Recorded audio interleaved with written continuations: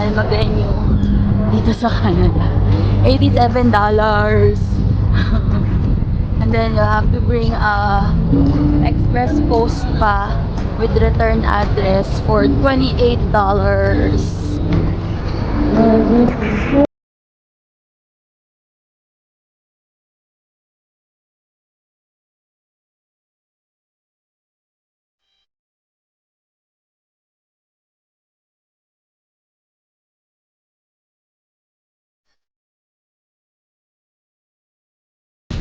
Ate, ano ba?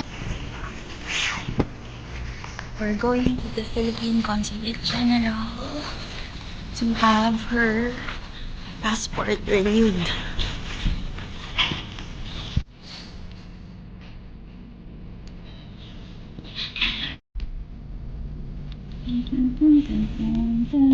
Philippine flag.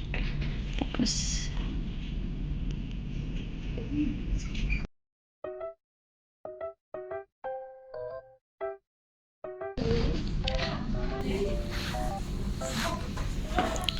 lockdown. So we're done.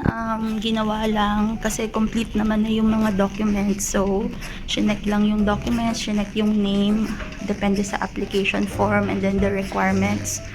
And then we were asked to pay since I prepared the payment na rin. So mabilis lang din yon. And then after that, we just waited for them to call us for the picture taking.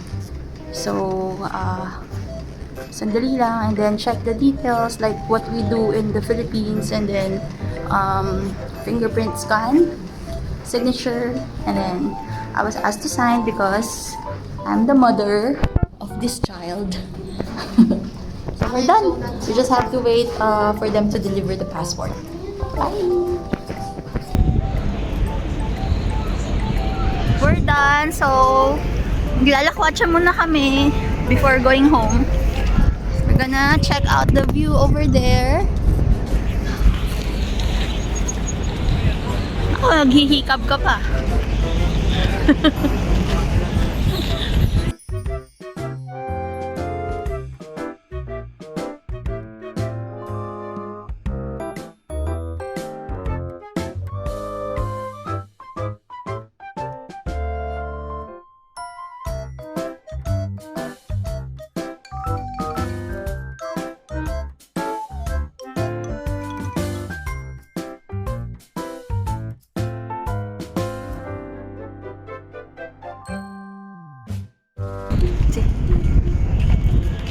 Drop dito sa drop.